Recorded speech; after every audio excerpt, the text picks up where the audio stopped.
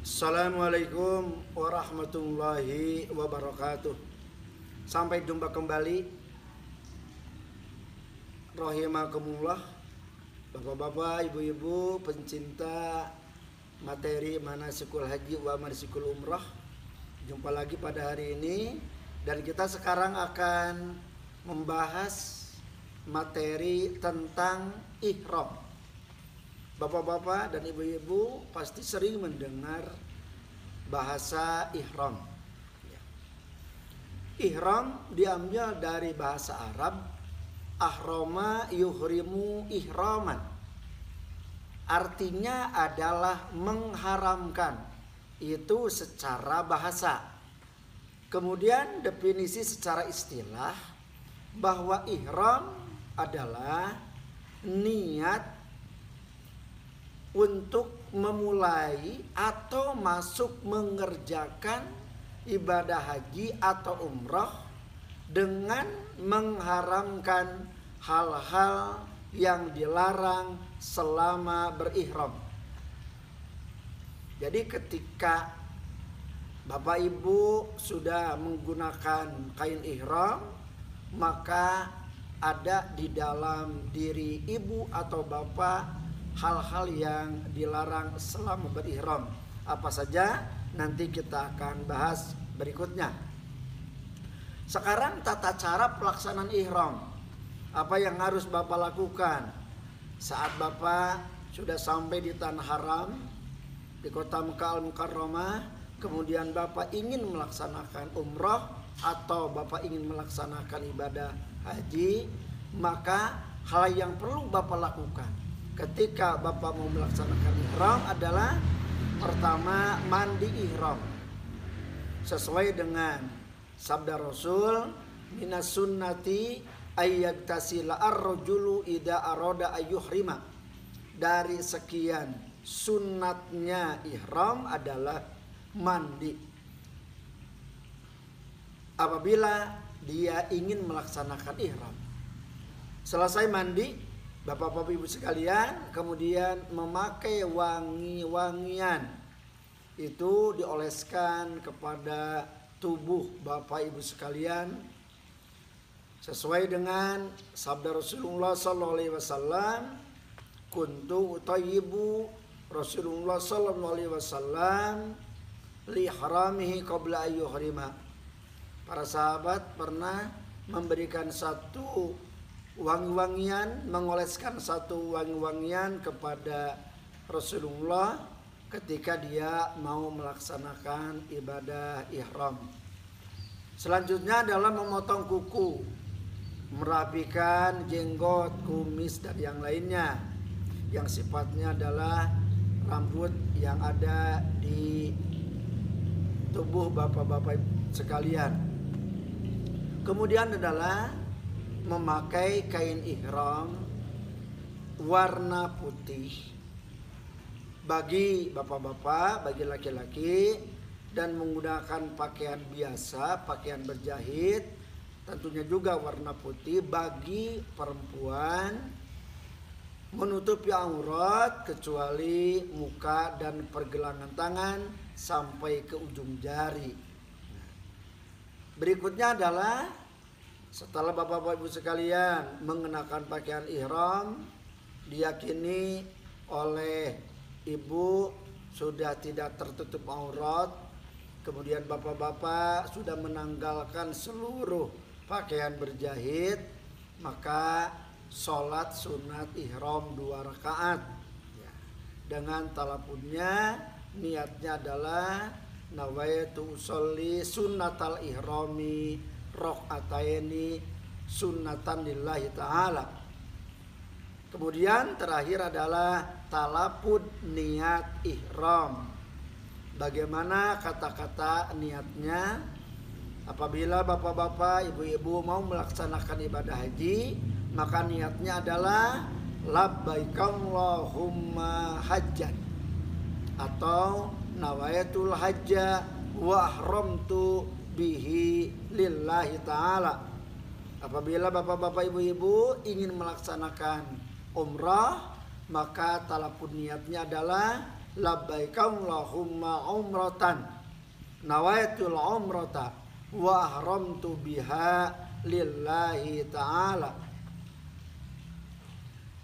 Artinya adalah aku datang memenuhi panggilanmu ya Allah untuk melaksanakan ibadah haji atau ibadah umrah, dan kami niatkan dengan ibadah haji ini kami haramkan sesuatu hal-hal yang bisa membatalkan ihram kami. Setelah kita beres niat, maka kita menghindari semua larangan-larangan ihram. Jadi apabila setelah talabun niat kemudian Bapak melanggar larangan-larangan ihram, maka bukan saja batal ihramnya, tapi ada hal-hal yang harus diselesaikan oleh Bapak Ibu sekalian. Nanti kita uraikan di setelah beberapa saat ini. Kemudian memperbanyak talbiyah dengan kata-kata labbaik Allahumma labbaik, labbaik la syarika laka labbaik, innal hamda wan ni'mata laka wal mulk la syarika lak. Itu diucapkan berulang-ulang dari mulai Bapak Ibu talabun niat ihram di miqat sampai kita ke Masjidil Haram. Kalau ibadah umrah, kalau kita ibadah haji sampai kita ke Arafah, kemudian ke Muzdalifah dan ke Mina pada tanggal 10 Dzulhijjah. Kemudian bapak-bapak bertanya, larangan apa saja yang harus kita hindari selama kita berihram? Larangan ihram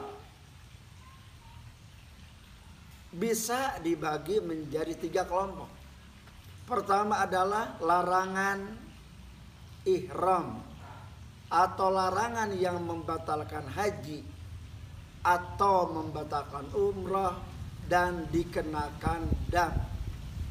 Sekali lagi adalah larangan yang bisa membatalkan ihram haji, membatalkan ihram umrah, dan wajib dikenakan dam.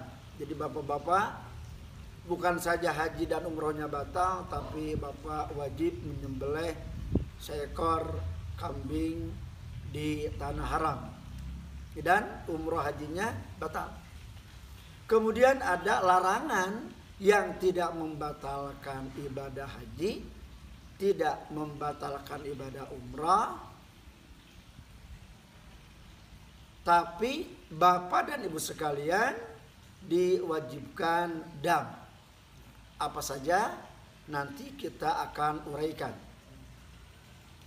Yang ketiga adalah larangan yang tidak membatalkan ihram haji, tidak membatalkan ihram umrah, seperti halnya kita berbicara mengupat kepada handai tolan kita. Nanti kita akan kaji lebih dalam lagi. Nah, kemudian larangan-larangan yang bisa membatalkan ibadah haji, bisa membatalkan ibadah umrah, dan diwajibkan dam. Apa itu? Adalah bersetubuh dengan istri kita, bersetubuh dengan pasangan kita, padahal kita belum selesai melaksanakan rangkaian-rangkaian ibadah haji atau rangkaian-rangkaian ibadah umrah. Yang kedua adalah larangan yang tidak membatalkan ibadah haji, tidak membatalkan ibadah umrah, tapi bapak dan ibu wajib melaksanakan dam. Jadi yang ketiga adalah larangan yang tidak membatalkan haji, juga tidak membatalkan umrah, juga bapak dan ibu tidak wajib dam. Larangan apa saja yang bisa membatalkan ibadah haji, bisa membatalkan ibadah umrah, kemudian bapak dan ibu wajib dam. wajib memotong hewan di tanah haram, yaitu adalah bersetubuh, bersenggama dengan pasangan kita, padahal rangkaian ibadah haji kita atau rangkaian ibadah umroh kita belum selesai. Maka itu hajinya jelas batal, umrohnya jelas batal. Kemudian bapak dan ibu wajib melaksanakan dam. Kemudian larangan yang tidak membatalkan haji, juga tidak membatalkan umroh, tapi dia wajib dam. Larangan apa saja itu? Pertama adalah bagi pria, bagi bapak-bapak memakai pakaian biasa, memakai pakaian berjahit. Kemudian bapak-bapak memakai sepatu atau kaos kaki yang menutupi mata kaki. Yang ketiga, bapak-bapak menutup kepala dengan benda apapun yang menempel, seperti kain, seperti peci, topi dan yang lainnya. Maka itu bisa menimbulkan bapak wajib dam. Kemudian bagi wanita, bagi ibu-ibu adalah menutup telapak tangan. Nih, menutup telapak tangan. Kemudian menutup muka ya, dengan hijab contohnya. Kemudian sekarang larangan yang tidak membatalkan haji dan tidak membatalkan umroh, tapi bapak dan ibu wajib dam, sekarang berlaku bagi bapak-bapak dan ibu-ibu. Pertama adalah memakai wangi-wangian. Kalau sebelum talapun niat itu sifatnya sunat, tapi kalau dilaksanakan setelah niat maka itu masuk kepada larangan yang bisa mengakibatkan haji ibu sah, tapi bapak dan ibu wajib dam. Yang kedua adalah memotong kuku, sama juga seperti memakai wangi-wangian. Asalnya sunat sebelum talapun niat, tapi sesudahnya itu dilarang. Kemudian mencukur atau memotong rambut, memburu atau menganiaya binatang. Kemudian yang kelima, kawin atau mengawinkan atau meminang.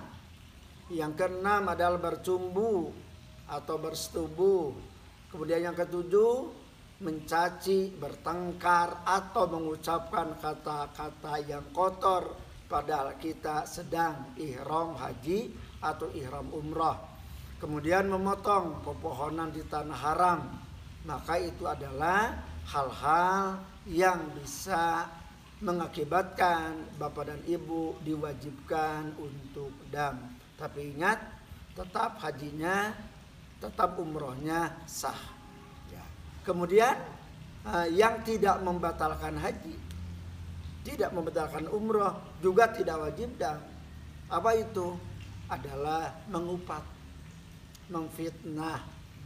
Dikala kita sedang menggunakan kain ihram, kemudian kita sudah niat ihram, tapi mulut kita ini tidak tahan untuk mengoceh, mengutarakan kehilapan, keaiban saudara kita, rekan kita yang kita lihat.